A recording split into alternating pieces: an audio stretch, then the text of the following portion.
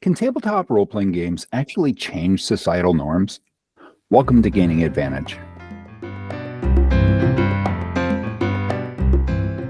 Welcome to Gaining Advantage. We are using tabletop role playing games like Dungeons and Dragons to help you make lives better. Usually I start out the show talking about what's the latest thing going on here at Wormworks Publishing. But for a change, I've got some news that I'm just super excited about that is actually something that's going on over at Wizards of the Coast who make Dungeons and Dragons. As Polygon just released an article saying that the new Deck of Many Things, which is going to have an accompanying Book of Many Things product, is going to be coming out later this year. And it is going to feature the first canon autistic character in the official Dungeons and Dragons lore. And for people that, so first of all, this character called Asteria is going to be the narrator of the book, the same way that Fizban's and Tasha's and Mordenkainen's and all the books coming out from WotC lately have had some kind of narrator with little sidebars and comments and things like that throughout the book. And so this one, which the character was designed and written by Mackenzie DeArmas, who also has autism. And so she based on her own experiences. So I know some people have been concerned. They saw the headline, didn't read the article, and were concerned about how it was going to be presented. But Mackenzie's an amazing person, and I've just absolute confidence that this is going to be really great. So she created this character called Asteria, who is described as a princess turned paladin. And it has all kinds of comments. And I just wanted to encourage you to go read the article on Polygon. Link is in our show notes. It's just super good news. Now, for those of you who don't understand why this is such a big deal, or for those of you more likely, for those who watch this show, those who do, but have a hard time explaining to other people why it's a big deal, I've got a great sort of parallel story, and this nicely ties in with our interview today. It ties in with what's going on here when we talk about representation. There was a story I heard a little while back about a DM that took a published adventure, pretty sure it was a standard Wizards of the Coast adventure, and just went through and gender swapped all of the NPCs in the adventure. All the females were male, all the males were female. There were no non-binary or anything like that. So none of that to be done. But just went through and switched them all. And that's it. Just, gave them sort of gender typical names and that's it. Nothing more. And just ran the adventure normal. The players were trying to figure out what was going on. And like the girls are ganging up on us, and I mean, just there was this paranoia because why are there all these women, right? Because, and that just demonstrates how adventures, when they're written, tend to skew male. All right, but even more so, we'll hear in the interview, we'll hear about how they skew racially. And the coding that goes along with that. But even more so, think about the last time you saw a published adventure that included a character with a disability, neurodiversity, with mental illness, that was portrayed authentically and positively. Ravenloft has a couple characters, and there's a few strewn, but that's about it. And it's just super rare. But when you consider that, well, here in the United States, it's 25% of the population. Throughout the world, it's 20% of the population are disabled. That's not just missing people. That's not overlooking a demographic. The term for that is erasure. Is we're just going to pretend you don't exist. And when we're talking about a pretend world, and we can put anything in that world that we want, and somehow we decide to just pretend that a fifth of the population just doesn't exist because that's the world that we want to design? Well, here's what it comes down to. I have to believe that for most people, and I know there's exceptions, I've met them, but for most people, and myself included before I started all of this, they just don't think about it. It just doesn't enter their minds, right? The same way when I was growing up, I never thought to include Black characters, and my games tended to skew pretty masculine too. But once you realize it, once you notice, it's like, oh wow, that's strange. Why are we just not including them? And you want to include them, and so here's an opportunity to see how that can be done well. And so I'm really excited about that. Encourage you to go check that out. And so without further ado, and just really nicely leading into the next section, let's get on with our interview. Today we're joined by Aaron Trammell, Associate Professor of Informatics at UC Irvine, whose research explores the intricate connection between tabletop role-playing games and our cultural landscape. Aaron explores how these experiences intersect with issues of privilege, identity, and even positive social change. Welcome, Aaron. Hi, Dale. It's great to be here. So what would you like us to know about you personally, specifically speaking to the role-playing game crowd? Yeah, so I think especially since we're going to go into my work, which is often on identity, the historical identity of folks in the tabletop role-playing game community and tabletop board game communities. The number one thing I want to start with is that I am a tabletop game hobbyist. I grew up playing these games. I love these games. It's what I do with my spare time and weekends and on vacation and nights when I have energy and time.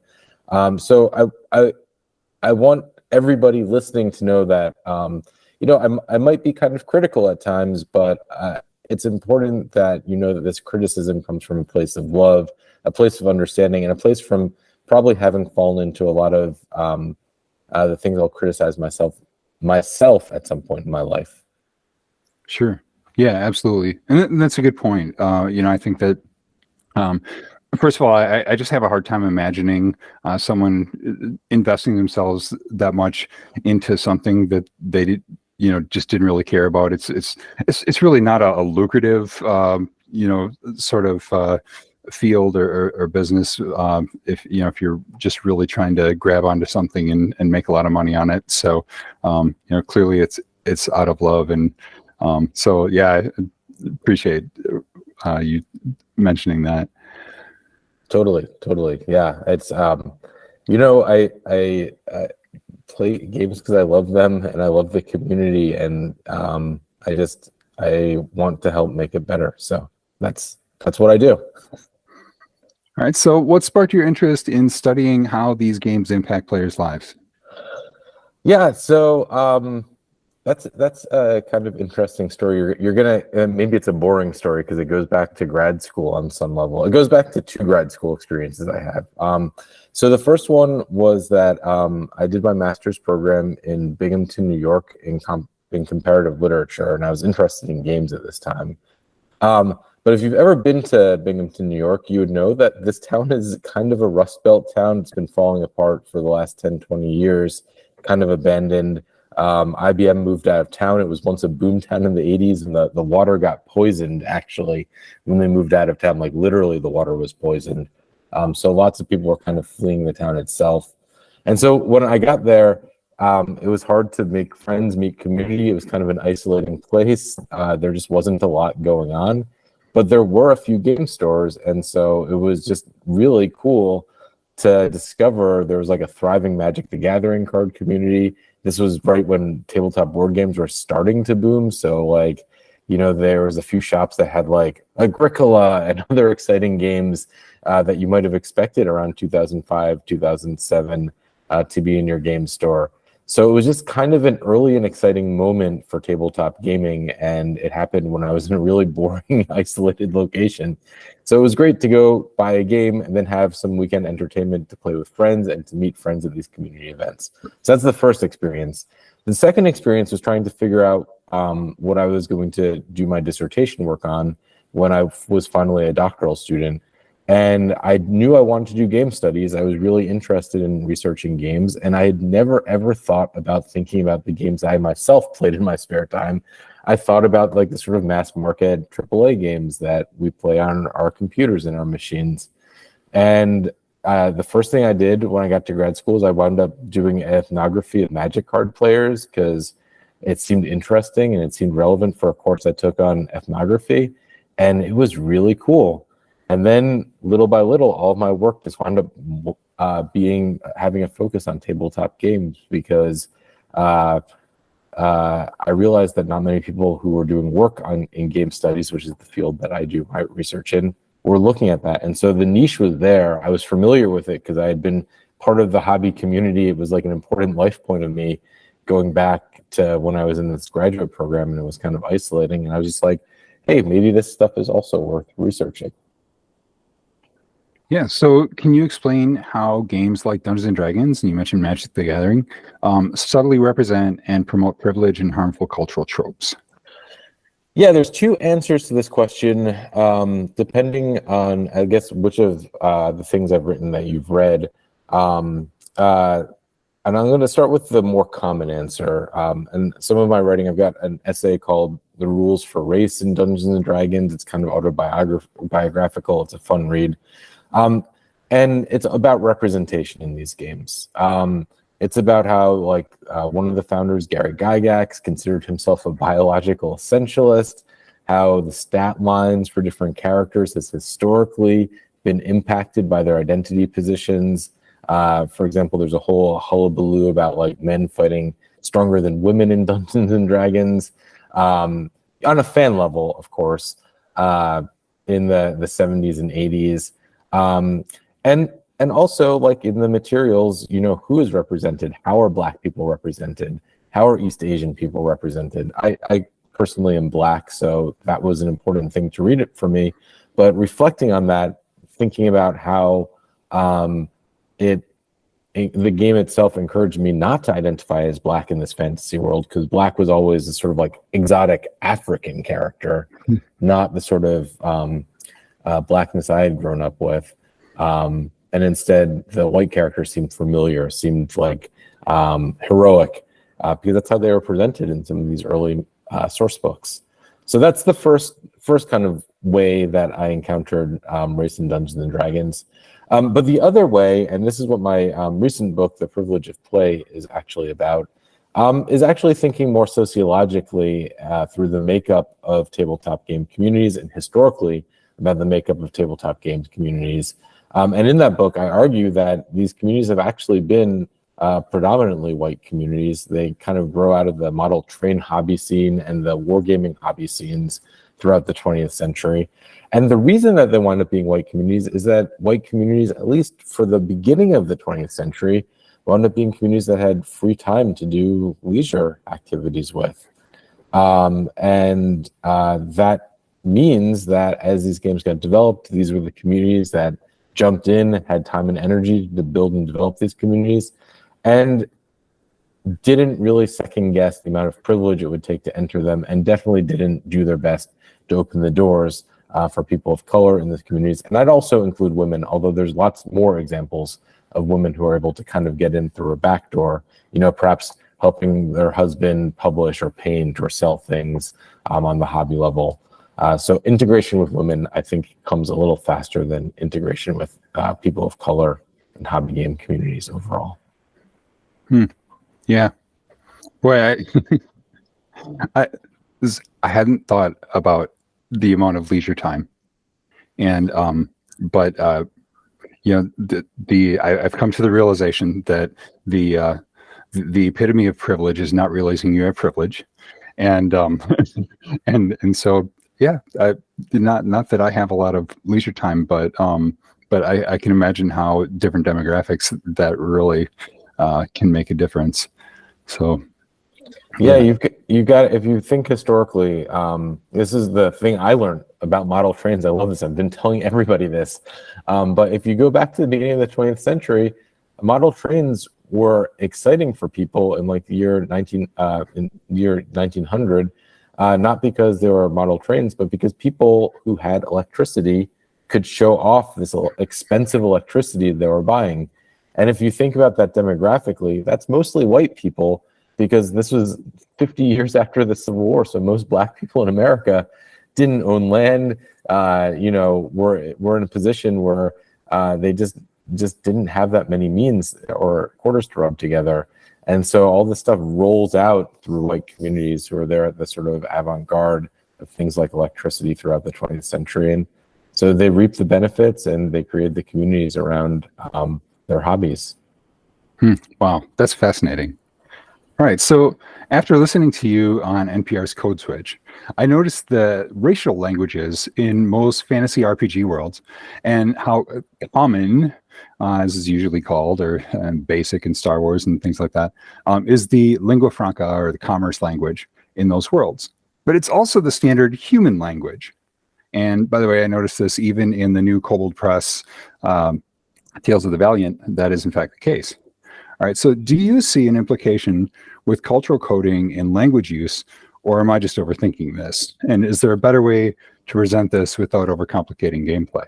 I love that question. I've never actually thought of it before, but I absolutely think that I think something interesting is being coded there. There's the dimension of race that's definitely happening, where human, I think, is code for whiteness in a lot of fantasy game worlds.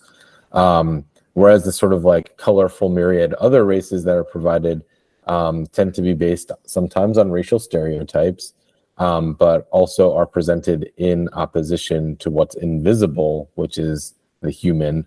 And that's how we see whiteness presented in our day-to-day North American society. So that's an important thing, I think, that's going on in this conversation.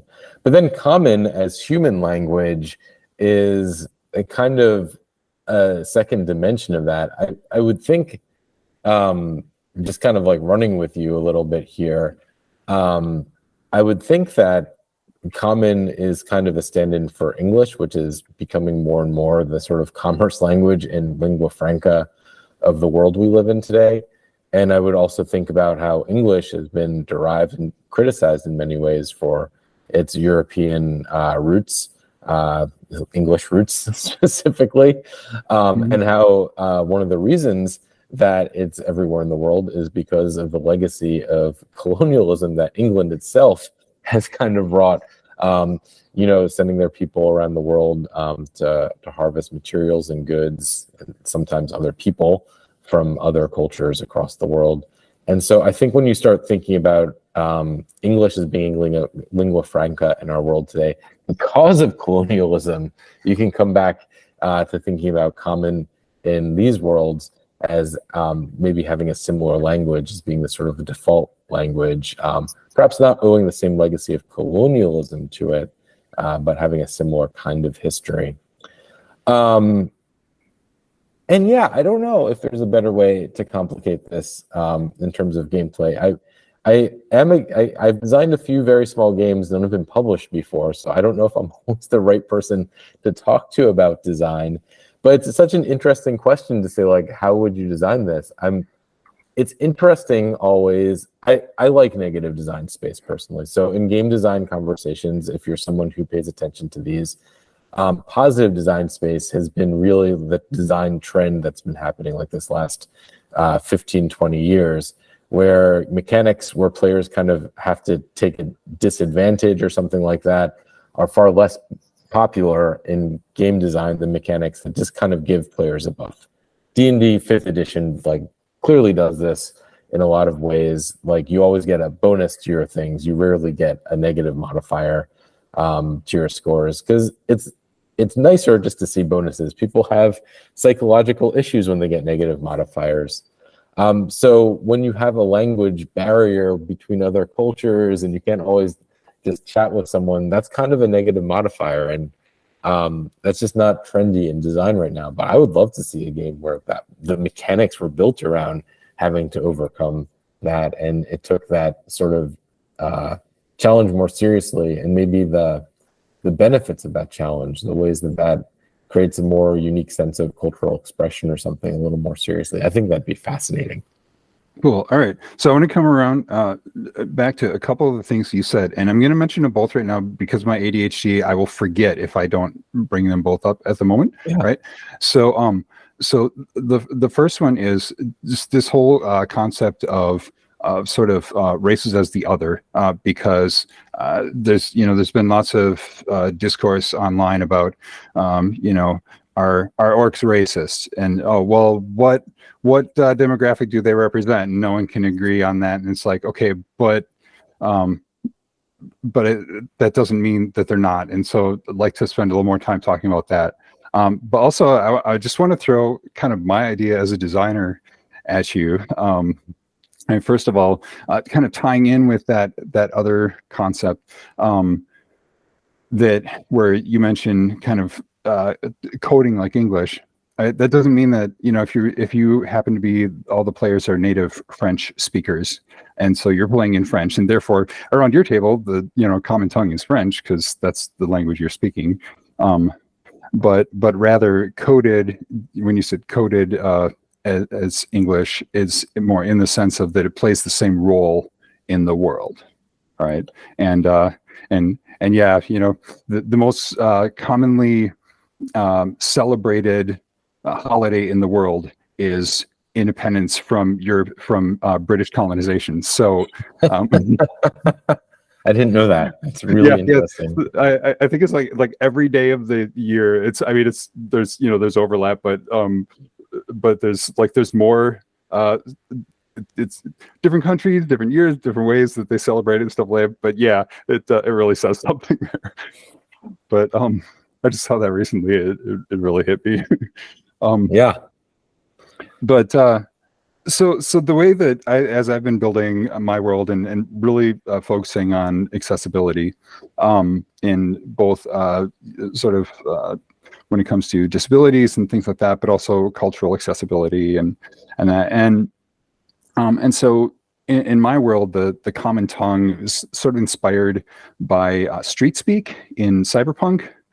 So it's kind of this amalgamation of just, it's not any one sort of native cultural language, but rather is this amalgamation of different cultures interacting with each other, and so you have aspects of all of them. Now, when people play, they're still just going to speak whatever the players prefer to speak, but as far as the kind of lore of the world, that's how it's represented.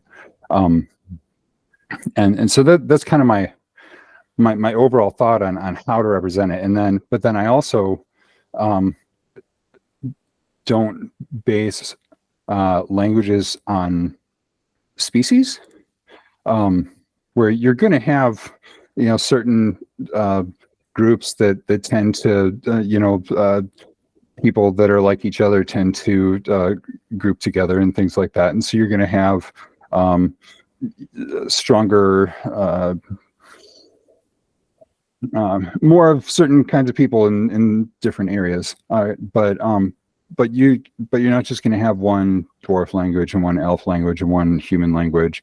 It's more cultural, and so you have a culture where it's might be, it's like humans, orcs, and dwarves and minotaurs tend to make up this culture, and so that culture has their language, and then another culture that has a mix of other species has their language and stuff, and so it kind of eliminates that tying, this is what you look like and therefore this is how you talk.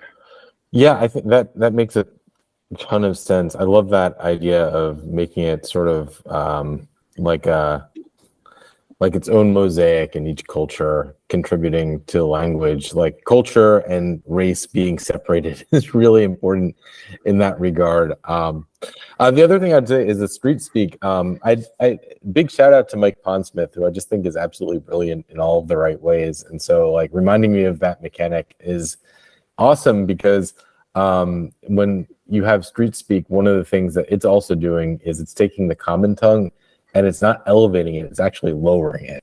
It's saying that, you know, this is what the common people speak. It's finding that sort of point of solidarity, almost like grassroots solidarity, in the sense of that language. And it's not kind of coming at it from a perspective of purity, which I think is the danger of sort of, you know, like the tribal languages that you're talking about and thinking about language as directly correlated with race. And I think both of them get around that problem of purity in really clever ways.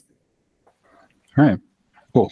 Good. I have all kinds of ideas, and you know, and sometimes they're really bad ideas, and so you know, obviously it's important to bounce those ideas off of people that are more affected by it than I am, and I mean that's why we hire a lot of sensitivity readers for our projects and things like that. And but it was just kind of listening to you sort of inspired that, and so I thought, well, nice to bounce that idea right off the person that inspired the idea in the first place. Yeah, no, I'm glad you brought it up, because I had not thought of language in that concept, and it's really interesting. So cool. All right. Okay, so then let's talk a little bit about are orcs racist? Okay. Orcs are racially coded. They're not racist. That's my stance on that. So orcs are absolutely drawing on a lot of racial tropes. And I think a lot of writers who have used orcs have deployed them in a somewhat racist way, right? Like when you go back to sort of sword and sorcery fiction that a lot of these fantasy races are drawing on.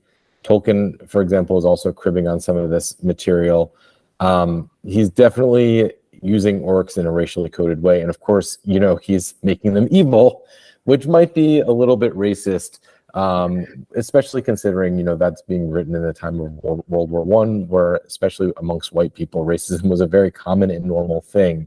So I don't even think that's a controversial thing to suggest or imagine that, you know, thinking about orcs in that regard as racist would be it.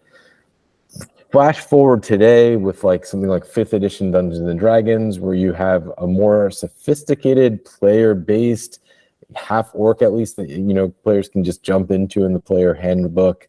It is racially coded, but they're trying hard in these ways to not make the racial code a negative one. Far less racist, I'd say, than like the Tolkien's orcs that we've experienced in the past.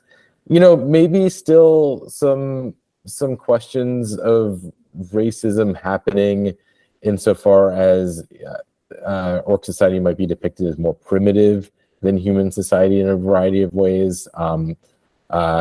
Definitely something happening there around sort of like what is civilized and not civilized. These are terms that have often been deployed in racial contexts to denigrate races that are non-white as barbaric or uncivilized. Far less racist, I would say, than the Tolkienish example. But, you know, for me, racism is a spectrum in that regard, where things can be very racist and they can be relatively, you know, inoffensive on the other end of the spectrum. But I don't think if you have an orc, you can get away from saying it's been racially coded. And I think that that's the important difference in language I would use, is that, you know, all orcs are going to be racially coded. And so if you're a game designer considering including orcs in your game, I think that you should be conscientious that people of color reading that, especially Black people for whom many of these racial codes resonate, might be upset by some of the assumptions that you're baking into that race, especially if you're just cribbing in from the tradition of fantasy fiction that has often been very uncritical of how these things are racially coded. So I think that's the important question, is how are these things racially coded? When we start talking about racism and throwing things around regarding the word racism, I just want to kind of put this out there too. Because I differentiate in my work between white supremacist and white supremacy.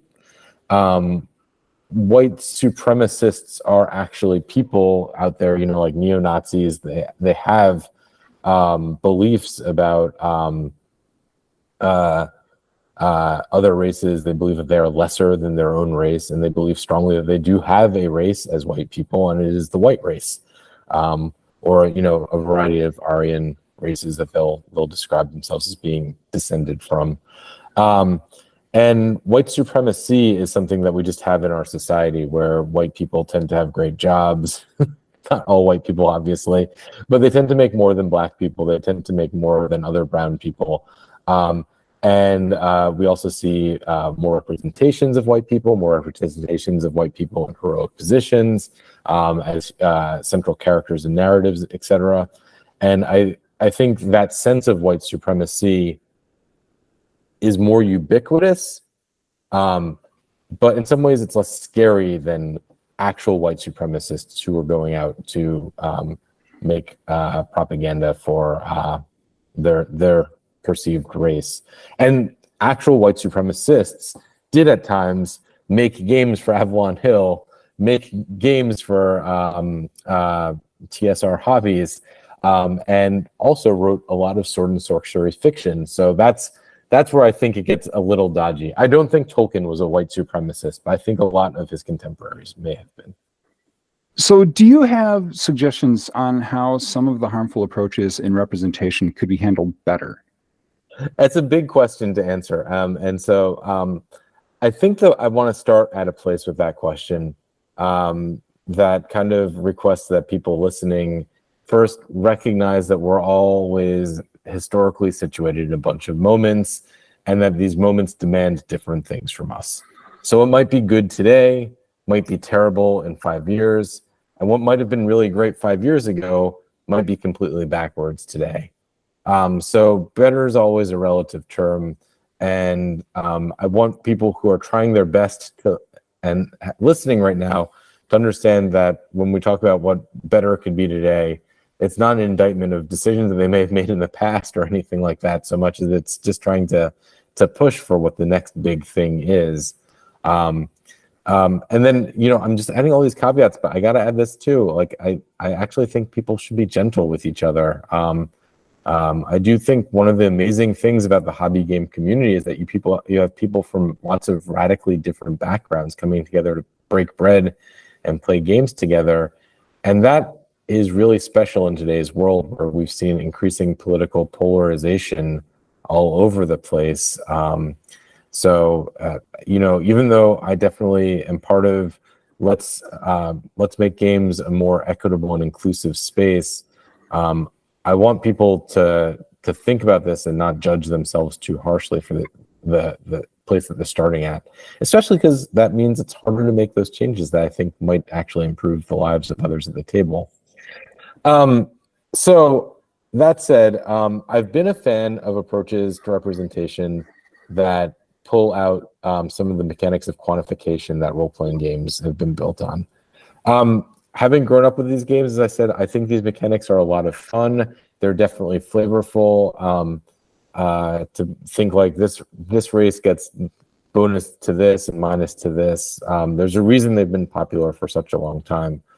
But I do think that approaches that can be more flexible insofar as they think through those quantified mechanics get us away from a sort of biological determinism and biological essentialism. That's really important.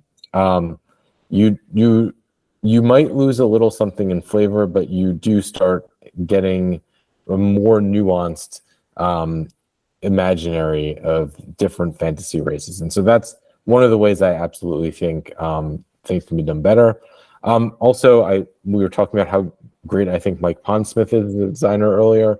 I think also creating other statistical categories as a designer for the characters in your games is really interesting. I like that cool is quantified in Cyberpunk. I think that's an awesome stat to give players, and I don't necessarily think it carries the same racial connotations and eugenic baggage. It's something like strength or intelligence, right? Where we used to have phrenology tests that said, like, well, this person's cranium is shaped different, so they must be less intelligent. So, a lot of the stat systems that we have in games right now are really coded with sort of eugenic baggage that makes me uncomfortable. So that's a place that I encourage people to kind of look away from. I'll also say I've been playing the new Baldur's Gate 3, of course, because that's out on computer and it's exciting and it's good. I think that because they completely took away, it's completely flexible with your stat buffs. You can be any race and take any stat bonuses. So that's kind of cool. But then they leaned into some of the other flavorful bonuses, like infravision, for example, for elves and stuff. So you still have a lot of the flavors and other bonuses that they give different races. And I think for a fantasy world, that those can be more interesting and also be more interesting set pieces for players to play around. Taking darkness more seriously as a mechanic in a game, for example, than maybe strength. That creates a more textured space for player characters to inhabit and navigate, and might even lead to a more interesting story. Yeah, no, absolutely. That makes a lot of sense. Appreciate that. I mean, yeah, just adding or subtracting pluses and minuses, while it's definitely, like in D&D, it's definitely a part of the game.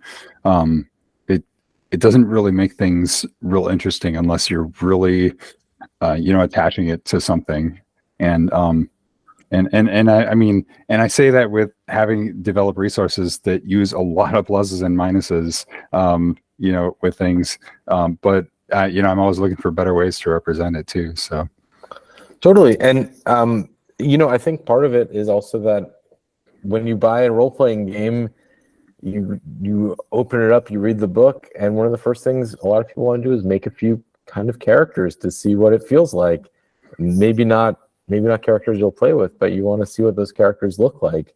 And that is one of the reasons that I think these things have kind of stuck around. These stats have stuck around for such a long time, because it's fun to make characters and it's fun to play around with what these different builds could look like. And people like to do that. And so I think that's an important joy, that as we move forward to find games, finding ways to still embrace the things that are really pleasurable and joyful about role-playing games is a key part of design moving forward. So, yeah. So how have you seen lives change because of your work? Oh man, I don't know if I can think that big. I haven't seen that many people. So on, I guess, what is now called X, which is social media, people often shout out some of my writing and say that it's been important for them to read it, or it's made sense of their research or the world that they live in a different way. So that's always exciting. As an author, it's always great to see like someone read this and thought it was poignant. So I love it when I get feedback like that. The other kind of material way I'd say I've seen lives change is I work as a cultural consultant for Gen Con. And so I'm helping them think through some of the policies that they have and some of the initiatives they have. They don't take all of my advice, but they do take a good amount of it. And it's been exciting to see them change things little by little, year after year. Because I do think that their community is getting more diverse and absolutely getting more accessible and inclusive as a result to it. One of the big recommendations that we had made, it's not just me, but I work with some other people on the team, that we had made last year was fighting for better accessibility spaces at the con. And to see the amount of people this year who are kind of using scooters, which are now readily available, or talking about how much easier it was to navigate some of the rooms because of the spacing. That was important to see. And also they have a lounge, which is for BIPOC gamers there. It's been cool to see the people in that lounge say, like, I didn't think this community was for me, but I came there, I saw a bunch of other people who look like me, and I realized that maybe I had been judgmental about it without knowing what the community was in the first place. And these are things I wish had been around when I was like in my teens or my 20s trying to find gaming spaces. I never quite felt like I clicked on the con scene when I was younger, and it's cool to go now and see a bunch of people feeling like things are getting better for them. Cool. That's great. And, the one thing that a lot of the kind of work that you're doing, you're not going to get a lot of feedback on. But I mean, I know just from the little bit of your work that I've read, and I'm looking forward to reading more.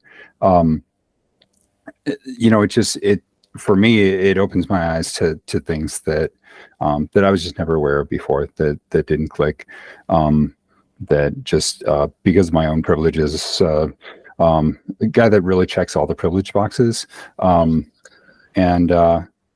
so like I'm just being able to get perspectives, from people that whose lives are affected by all of these things a whole lot more than mine. It helps me develop empathy and to recognize, I could do things a little bit differently, and that will make my actions less harmful. And just becoming aware of some of those things and making those little course corrections along the way, it can make a huge difference. That's all. I'm so happy. I just love hearing stuff like that, and thank you for reading. And I've said this in other things I've written, but I actually think that the more people can just read, not just my work, but any work by people of color and women, people from marginalized sexualities, that speak to their own interests, the better a world we're going to live in. Because I do think that ultimately it's about creating empathy and bonds between other people, not necessarily changing the world from the top down, but changing the world from the bottom up. Yeah, absolutely. Right. So you have just rescued a genie from the hands of an Ifriti and offers you 3 wishes to achieve your goals to make the world better. What do you wish for? I am clever enough to know that I shouldn't wish for anything, and in fact, I should probably destroy the genie lamp. If I wish for a world peace or something, then I'm going to live in a fascist dictatorship where there's one country and that's it. Genies are clever, and solutions to problems are never easy. And I think that is the story of the genie. Okay, well, that's fair. All right. So what one message would you like to give gamers, both players and DMs, to improve cultural representation at their game tables? There's a few things. So, but you're asking for one message. It's fine. It can be more. No. Actually, I think I like limits in design. So I like the idea for one message, and I'm just going to give you actually, I think the message that came to my mind when you said this. So again, no offense to anyone listening, but as sort of like a geek community, I think that we're not always the best with interpersonal skills. And so I think that the best thing that anyone can do at their table, if they want it to be a more inclusive space, is to have an extra seat ready for people. And if that extra person does come and decide to sit down at your table, to kind of just greet them with hospitality. Don't assume they know what's going on. Explain some of the in-jokes that are going on, like, oh yeah, we're laughing because last week this character, this happened. These are things that are really intimidating for people who are entering a new space. I went with my wife to a Lorcana tournament this weekend. It was her first collectible card game tournament ever. And we were talking a lot at it, and she was like, I was really intimidated the entire time by the space. I was afraid I was going to play someone and they were going to judge me for not knowing the rules. I was afraid walking around that I was going to bump into somebody and they'd say I shouldn't be walking there. And really, we take these spaces so much for granted that we don't realize how important it can be for a new player or someone who's new to the community to feel that they're welcome there and to just feel like they understand what's going on there, and that when people are laughing, they're not laughing at them. And so I think that, making sure that there's an extra seat at the table, making sure that someone's talking to that person and kind of orienting to them to what's happening in the room, what those procedures are, what would go next, why people are doing certain things that might be taken for granted. I think that would go a long way in making that person want to come back and play another game. Yeah. Oh man, I love that. That just really resonates with me as someone who social stuff is hard for me. I'm an introvert, which a lot of people would think that here's a guy running a podcast and all this kind of stuff, and a lot of years in public speaking. But social situations are hard for me, and anytime I get invited to something, I am terrified that I'm going to dress the wrong way. So yeah, but because of that, when a space is inviting and it's just like, hey, you're welcome here, no matter who you are, no matter, like, that's beautiful. And I expect a lot of, it kind of fits the stereotype, but I think there's probably still some truth to a large segment of the gaming community that yeah, we struggle in social situations, in at least sometimes, and yeah, giving that, treating people the way you'd want to be treated, and being aware that that when you have the advantage of being in the in crowd, and making sure that no one feels left out, or that barrier for entry is too strong. Yeah, that really makes a big difference. I really appreciate that. Yeah, totally. And you're right. It is a stereotype to say that all tabletop gamers do this. If you're not one of the tabletop gamers who does this, that's awesome. But also, I feel like I've been to enough events to know that many of us are introverts, and many of us don't feel comfortable in social situations, and so pushing yourself to meet the challenge of helping someone else get through that, I think, can make the event better for everyone involved. Yeah, I've realized that's actually what I like about tabletop games, is that it gives you a framework for social interaction. And right, there's rules for it and stuff, and you have a specific topic to address, and there's ways you address it and all that kind of stuff, and yeah, then it's not like I don't know what to say. It makes a huge difference. But Totally. All right, so what one message would you like to give to creators and publishers to improve cultural representation in their projects and products? Yeah, creators and publishers. I think diversifying your team is the wisest thing that creators and publishers can do to improve cultural representation in their products and projects. And I don't just mean this in terms of race. I don't just mean this in terms of gender. I don't just mean this in terms of class. I mean it in terms of all of these things. Not, as I was saying earlier, our community really does rely on sort of networks of people who know each other. And because of that, product teams can often be very homogenous, because it's a lot of people who know each other, might like each other, belong to the same culture with each other. And that often means that they have come from the same background. This happens also in like the tech industry today, and it's a problem that they're dealing with as well as they can. And so finding that way to diversify your team, and I don't just mean hire diverse people, I mean pull diverse people into leadership. I think the more you can do that with the products that you're putting out, the better off you're going to be.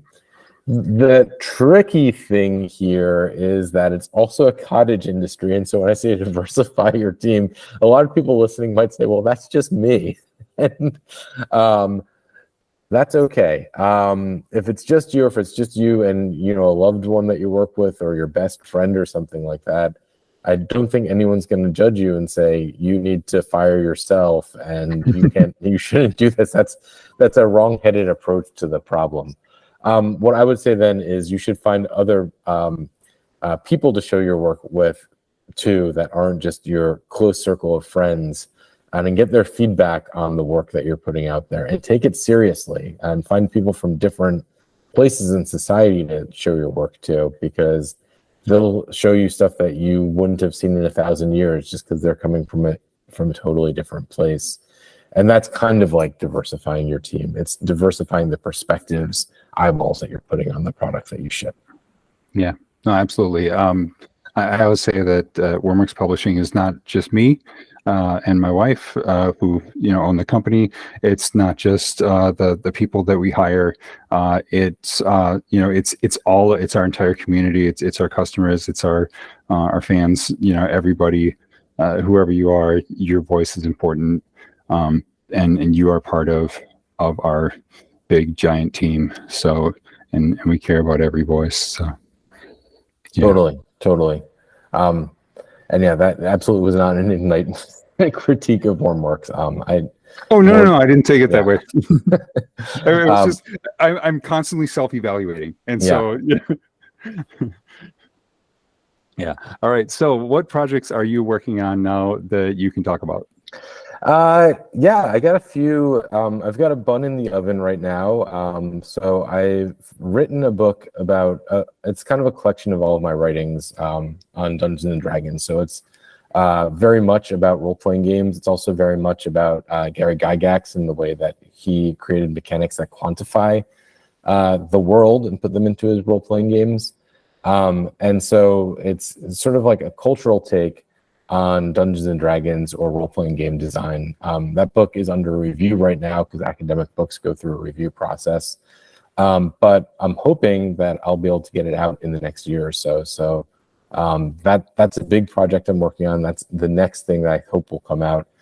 But I've been thinking about next steps. What is the project I'm going to work on after that one comes out? And I think I really want to do something on retro gamers, specifically video games. I'm kind of interested in like retro gaming communities with video games. I think they're fascinating, but also to some extent, the ways that we create sort of like retro game vibes and ideas in the tabletop community. Why certain things auction for more than money at gaming auctions and stuff. I think the Gygax auction is like a bunch of things are being auctioned right now from Gail Gygax's collection that are interesting and expensive, and it's really fascinating for me to think through value in those communities, and also the people who are able to assign value, how they create a culture and create the clout to do that amongst each other. So I'm really interested in that as a sort of lead for that story. So I've been thinking a lot about that, but I haven't sat down to start researching or writing quite yet. But it's the next big thing I want to tackle.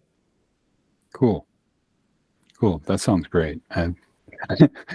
I wish that when I had to go to the university bookstore, that those were the kind of books that I was pouring my money into.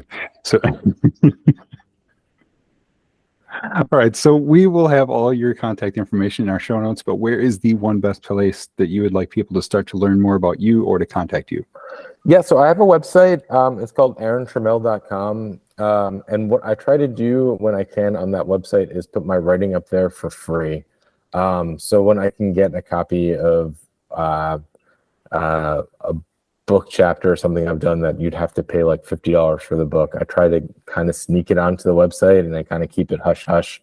I guess I'm announcing it here, but it's a list of most of my writing, things that I think have been better or more interesting to write. So if you're interested in my writing, I would say come out to my website, aarontrammell.com, and check it out. Now, I will one big exclamation point here is that you might misspell my name because people always do. And it's because there are 2 A's in Aaron, 2 M's in Trammell, and 2 L's in Trammell. And I think when people start thinking it's like doubles, and when you get 3 doubles, they're like, it couldn't possibly be all 3 doubles. So it'd be Aaron with 1 A, Trammell with 1 M, or Trammell with 1 L are all the permutations I see. And sometimes Aaron with 2 R's, which is a variant of Aaron that I've seen some people have. But it's AARONTRAMMELL. All the double letters are deliberate. All right. And it's in our show notes, and I will make sure that we spell it right in the show notes so that we have that all good and people can find it. And so, yeah, everyone go there and download everything before the publishers go, hey, you need to pull that. Yeah, do it. All right. Well, Aaron, thank you so much for coming on the show. Everyone, check out those links in the show notes. Thanks, Dale. Thank you so much for having me. This has been an absolute delight. This show is made possible by the patrons that support Wormworks Publishing on a monthly basis. Or also we have annual options available as well for a 10% discount. All right, and so a huge welcome and thanks this month to Marie McCarthy and Juge and Aaliyah O'Brien. I hope I pronounced that right. For our new patrons, and thank you so much for supporting us. That gives us the encouragement to keep up this work. It tells us that, yeah, you think that this is important and we should keep going.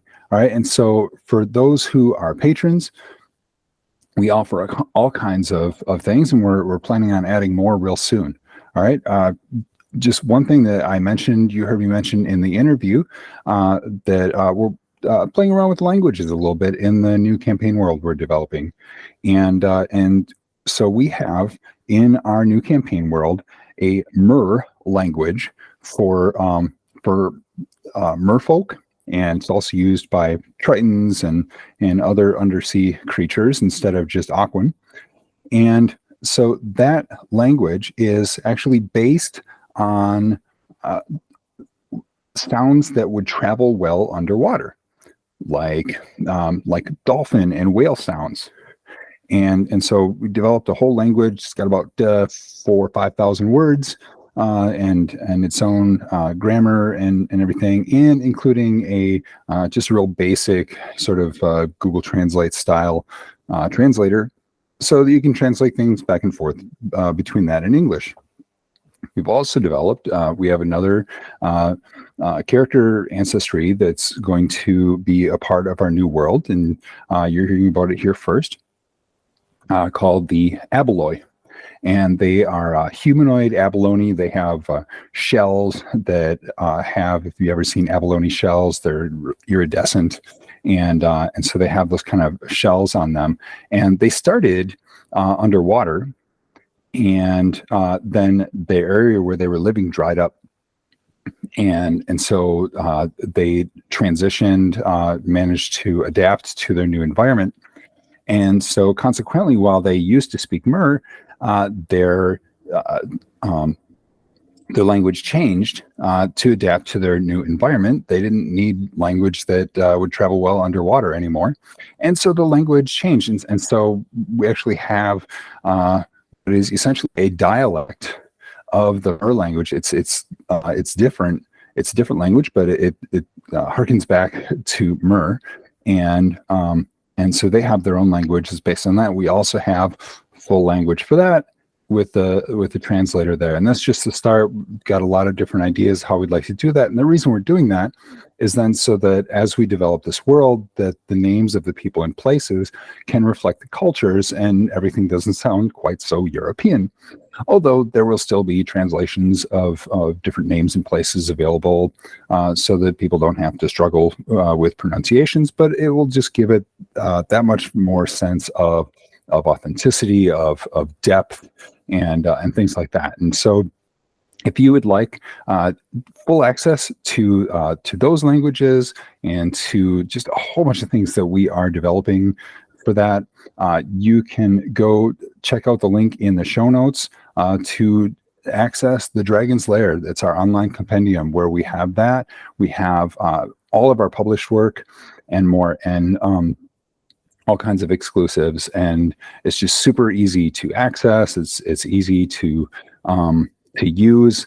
It's just really quick, like a reference, a lot like D&D Beyond. And so I encourage you to check that out. Now, if you see the show as being helpful, if you're watching this on YouTube, hit the like button. And if you'd like to see more like this, please subscribe. If you know people that need to hear this, please pass it on to them. And if you, like me, think that everybody needs to see this, then pass it on to your social media friends. If you're listening to this as a podcast, like most of the people consuming this, go to wherever you get your podcast from and find the entry for this, and please post a review or even a rating. Even if you don't have time for a review, I understand that, but it takes time to think and stuff. But if you just go and click the rating, hope it's 5 stars. If it's not, we'd love to hear what is it that you'd like to see changed. But if you could do that for us, that will help more people find out about this. So thank you so much for joining us to make lives better with D&D. And so now, given what we've learned today, what one change can you make in your game next time you play to make it more inclusive?